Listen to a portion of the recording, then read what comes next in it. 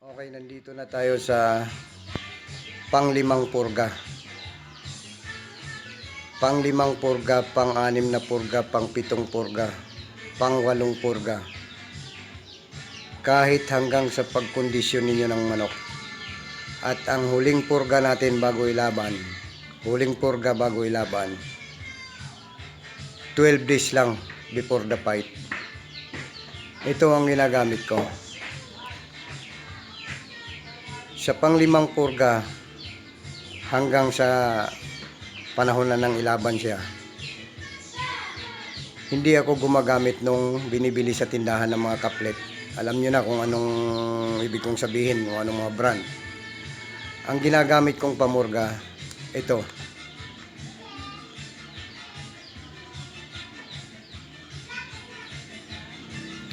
Ito ay pamurga ng bata. Liquid siya ang laman. Yan.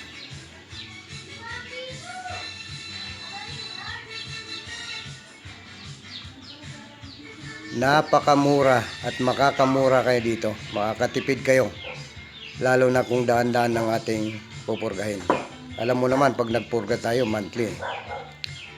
Ngayon, sa panglimang pamurga, sa halip na isang buwan, 25 days lang yan. Ako nagpupurga. Hanggang sa pagdating na hanggang sa kahit gumulang ng manok. Ngayon, pag nilaban mo nga, ang huli mong purga 12 days before the fight. So paano gagamitin ito? Ito ay 20 pesos ang isang buti na may laman na 60 ml. 5 buti nito kapag ang pupurgahin nyo ay 100 manok, 100 ulo. 5 buti nito sobra-sobra na. Pagdating ng panglimang pamurga ninyo, 5 months na ang manok, bibili kayo ng 5 nito, 60 ml ang laman, kakalugin ninyo. Pagkakalog, sisip-sipin ninyo, kumuha kayo ng ringgilya na maliit, yung ginagamit natin sa pagturok sa ating mga manok. Tanggalan ninyo ng karayom, sisip-sipin ninyo yung liquid na pamurga doon sa buti. Isang ringgilya at kalahati doon sa 5 months na manok. Pagdating ng 6 months na manok, isang ringgilya pa rin at kalahati. Pagdating ng 7 months, 3 ringgilya na hanggang sa maglabang kayo. Lagi ng 3 ringgilya ang inyong isusubo sa manok. Kailangan lang tayo magpapasting. Paano magpasting? Pagdating ng hapon, huwag ninyong pakakainin. Pagdating yung hapon na magpakain, yung mga alas 5 yun, di ba? O anumang oras kayo magpakain, huwag ninyong pakainin. Sa halip na magpakain kayo, doon nyo siya pupurgahin para hindi siya tutuka-tuka ng kung ano mga buto, mga bato-bato or mga ano man ang matuka niya. Dahil gutom siya eh. Kahit ano tutukain niya eh. So nasa hapunan na siya. Pagdating ng gabi hanggang magdamag. Pagpakain ninyo sa umaga, kung anong sukat ninyo na regular ang pakain ninyo, kalahati lang ang inyong ipapakain. Para lumabas yung bulati, masama sa ipot. Ang kagandahan nito, kasama sa ipot yung bulati, kung anumang klaseng bulati yan. Tapos, yung iba, habang umiinom siya, makikita nyo sa inuman, isinusuka din niya ang iba. Nandoon sa mga paso ninyo, makikita nyo ang ibang bulati. Labas talaga lahat. So, ito lang talagang ginagamit ko, kahit sa panlaban. Ngayon, sa mga may nagtatanong din sa akin, paano daw kung magkakasipo ng manok nila pagdating sa range. Ganito ang gawin nyo. Pag nagkaroon kayo ng manok na matamlay sa range, di sabi ko kasi sa inyo, bawat hanggat maaari, huwag kayong magbigay ng antibiotic. Ngayon, kung nagkaroon kayo ng matamlay na manok sa range, Ako hindi gumagamit ng mga antibiotic na nabibili sa Bit Supply. Kukuha ako ng isang buti ng Coke na maliit, yung plastic na buti ng Coke. Lalagyan ko siya ng 5 kutsarang tubig. Pagkatapos, lalagyan ko siya ng amoxicillin 500 capsule. Ilalaglag ko siya sa buti, kasama yung kanyang balat. Then kakalugin ko siya ng kakalugin hanggang sa matunaw siya. Pagka natunaw siya, magkakaroon pa nga ng kulay yun gawa nung kulay sa kapsula Huhulihin ko yung matamlay na manok. Kukuha uli ako ng renggilya. Ibubuhos ko yung tubig na may amoxicillin galing sa loob ng buti ng Coke doon sa kanyang takip. Pupunuin ko. Pag sinipsip ko sa renggilya, 4 hanggang 5 lang ang laman nun na ganitong renggilya Ipapasipsip ko siya, isusubo ko siya sa manok. Kung umaga ninyo bibigyan, ubusin ninyo yun, mga 4-5 renggilya ata. Kung umaga nyo siya bibigyan, bantayan ninyo pagdating ho ng mga alas 11.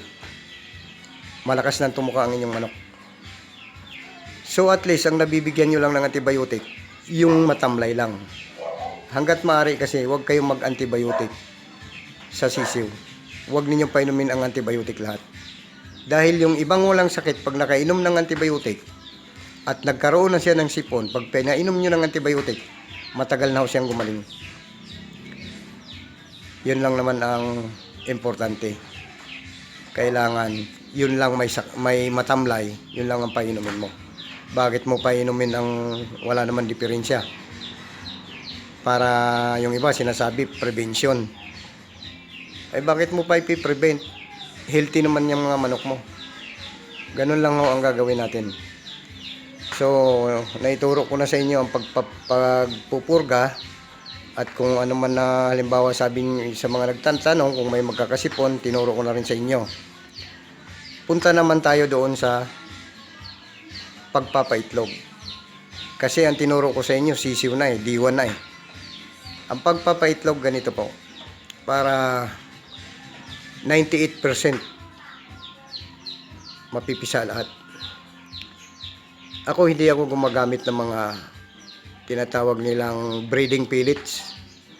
Yung breeding pellets napakamahal Pero napakagaling naman din ho niyan kasi hindi naman yan magdidising yung mga gumagawa ng feeds kung hindi okay. Kasi napakamahal ng ginagastos nila yan, napakalaki ng ini-invest nila. Kaya hindi sila naggagawa ng breeding pellets sa palpak. Pero dahil ako ay small time lang, ang ginagamit ko ay laying mass. Laying mass sa inahin, pati sa aking broodcock laying mass, binabasa ko lang sila. Ngayon, ang step 1 natin, siyempre magpa-flushing ka sa mga inahin mo. Ang ginagamit ko rin ng pagpa-flushing, amoxicillin din, 500. 2 araw magkasunod. Bago ko sila ipa-flushing, pupurgahin ko muna sila, sabay ko ng liguan, at pagkatuyo, sasaksakan ko, pagdating ng gabi, sasaksakan ko ang broodcock at saka yung inahin ng panaksak. Alam nyo na yun kung anong ibig sabihin anong ibig kong sabihin doon sa isasaksak. 0.5. Kinabukasan ng umaga, ipa-flushing ko na sila. Bibigyan ko sila ng amoxicillin 500. Kinabukasan uli, pangatlong araw, bibigyan ko uli sila ng amoxicillin 500. Pang-4 na araw, doon ko na sila bibigyan ng laying mass. Bakit laying mass? Ang tinatanong ng iba, baka raw walang similya. Tama po kayo. Ang laying mass, bukod na sa mura, diga ang broiler araw-araw umiitlog yung 45 days. Napakaganda po ng laying mass. Bakit walang similya ang broiler? Kasi hindi sila kinakastahan. Pero yung ating panabong, ating mga inahin, pag pinakain natin ng laying mass, Hahaluan mo lang sila ng corn grits. Kung mayroon kang 2 kilo na lingmas, haluan mo ng kalahating kilong corn grits yung mais na durog. Magkakaroon ho yan ng similya dahil pakakastahan mo sila. Ito pa, kunyari, Lunes, umitlog. Kinabukasan, Martes, iitlog din yan. Miyerkules, titigil ng isang araw. Huwebes, Biyernes, iitlog yan sunod-sunod. Kaya kita mo naman, napakadami kong na-produce sa 4 na inahin. 2 round lang yun ha, at sila ang naglilimlim. 4 na inahin, nakaproduce ako. Wala pang, yung 4 na inahin, 2 round ha. Pinalimlim ko lang kasi sila eh. Nakaproduce ako ng 101 na sisiw. At ang itlog ho doon na pinalilimliman ko ay 105. Sa madaling sabi, 4 lang ang hindi napipisa. Ang ginagawa ko, pag naipon ko na ang itlog, bago ko isa lang sa inahin na naglilimlim, sisilipin ko muna sa ilaw. Natural, yung mga may butas-butas, huwag mong isama. Ganun lang ang gagawin natin para marami tayong production at marami tayong mapoproduce. Kasi ako, pag gumamit ako ng mga 15 inahin, pag season, nakaka-produce ako 700, 800. Pero may incubator akong gamit noon. Ito kasing off-season, pag off-season, bihira akong nagbe-breed. Kaya lang ako nakapag-breed, itong pinakita ko sa inyo. Wala akong magawa dito sa bahay dahil nga sa quarantine. Mabuti nga, nakapag-uwi pa ako ng 4 na inahin galing doon sa aking manukan eh. Ganun lang ang ating gagawin. Sa susunod, ang ituturo ko sa inyo, tungkol naman sa feedings, sa pagkukondisyon, winting, tari, hanggang sa iakyat sa ruida, yung pagbibitaw na walang arte-arte. Ito, si Mike, ang aking kaibigang matagal kong nakasama mula sa pagpapasisiw hanggang sa iakyat ang manok sa ruida. Siya rin ang nagbibitaw. Na ngayon ay nasa Misamis City na at nag-umpisa na rin siyang mag-breed, kaya siyang nag-request nito na i-vlog ko. Mike, saksi ka sa ating pagsasama kung gaano kaganda ang ating record. Umiscore tayo sa ating pagsasama, umiscore tayo magkasunod. Unang round, 22 fights, 1 draw. Dumayo pa nga tayo sa Maynila, sa Bikutan na yung mga yan. Sa madaling sabi, 21 wins. Yung pangalawang nating round, yung sumunod naman, 23 fights. Dito sa iba, dito nangyayari sa Batangas, Laguna, Cavite. 23 fights, 1 loss, 1 draw. 21 wins. Ikaw lang makapagtestigo niyan. Kaya sabi mo nga sa akin, pag dumating ang panahon na mag-breed ka na, hanggang sa magkondisyon, pati tari nga, tinuro ko sa iyo na ginagawa mo naman ngayon. At ang sabi mo nga, wala kang ibang gagawin kundi yung mga nalalaman mo sa akin. Kasi kung minsan, pag nanonood tayo ng TV, ang daming mga pinapakitang mga gamot, vitamins. Sabi nga ng tiyo ko noon, yung mentor ko, yung mga nagturo sa akin na aking mga karanasan, 1970s pa, nagsasabong na sila. Pagdating ng 80s, dinivelop nila ang kanilang breeding. Nag-aaranita din sila. Ang sabi nga nila sa akin nung matuto akong magsabong noong 1986, hanggang ngayon, ang sabi nila sa akin, sundin mo lang ang tinuro ko sa iyo dahil aktual mo ring nakikita at nakikita mo kung gaano kagandang record. Baka darating ang araw, may makita ka sa TV na ito ang gamit ko. Pag ito'y pinainom mo, ang manok mo kasing lakas, kasing bilis ng kidlat. Pag ito ang ginamit mo, ang manok mo hindi tatabla ng tari. Huwag na huwag mong gawin yan. kung ano itong experience mo sa amin at ito ang aking tinuro sa iyo. Yun ang sundin mo. At bagay na sinunod ko naman. At ikaw, Mike, matagal kitang nakasama. Saksi ka. Kaya pati sa pagtatari, tinuro ko na rin sa iyo lahat ng sekreto, lahat ng gagawin mula sisiw hanggang sa pagruida. So sa susunod nating topic, ang pag-uusapan natin, yung feedings naman. Dahil yung feedings, hindi ako gumagamit ng page na pagkabili sa tindahan ay patuka na kagad.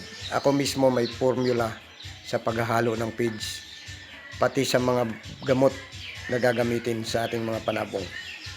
3 lang ho ang ginagamit kong gamot sa ating mga panabong bukod sa pangturok. Ito ay ginagamit ng mga tiyuhin ko. 1970s pa sila nagsasabong. At ito pa rin ang sinusunod ko. Maraming salamat.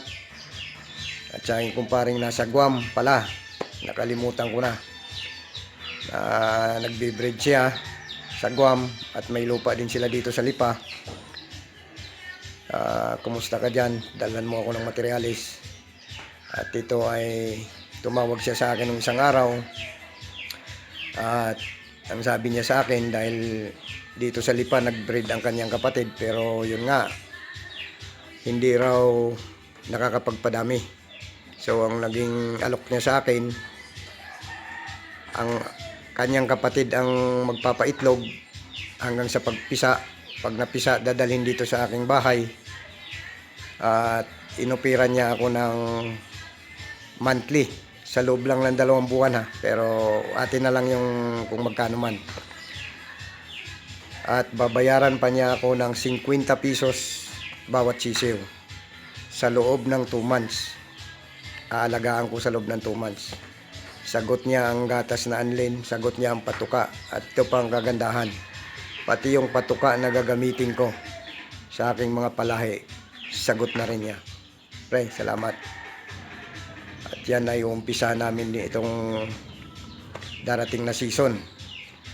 Dahil ako hindi naman talaga ako nagpapalahi ng off-season eh. Ngayon lang ako nagpalahi ng off-season kasi nga naabot tayo ng quarantine. Mabuti nga't nakapagdala pa ako ng 4 na inahin dito sa aking bahay at saka isang broodcock kong hatch. Kung alam ko lang na ma-extend itong quarantine, nagdala sana ako kahit mga 12 inahin. Siguro nakaproduce ako ng mga 500 ngayon. Ito nga, June 1 na ngayon, yung aming kalsada. Nakahambala pa yung mga malalaking troso. Hindi pa tinatanggal ng ating barangay. So, hanggang dito na lang. Mike, pagbutihin mo yung breeding dyan sa Misamis. Yan sabi mo nga, dahil isa ka sa nakiusap na mag-vlog ako. Ito na nga. Sabi mo para pag may nakalimutan ka, panoorin mo lang sa aking vlog. So, ganun pa man, kapag mayroon kang katanungan, mag-text ka lang sa akin o tumawag. Nakahanda ako. At doon sa mga small time breeder at saka sa mga bagong nag-breed, baka ito makadagdag sa inyong kaalaman. Maraming salamat. At dahil ako man, kung mayroon pang kulang sa aking pag-breed, baka may share din ninyo ang inyong kaalaman. Nakahanda rin akong matutunan ng inyong pag-breed. Kaya ako nasabing mga small time tayo. Small time tayo kasi hindi naman natin kayang bumili ng mga broodcock sa Amerika, mga materialis. Hindi katulad ng mga big time pupunta pa sa Amerika para bumili ng mga materialis. Dito lang tayo sa local. Pero pag-uusapan ng local, alam mo naman, mahalos quality na ang mga manok ngayon eh. Kailangan ang manok mo power stag. Hanggang dito na lang at maraming salamat.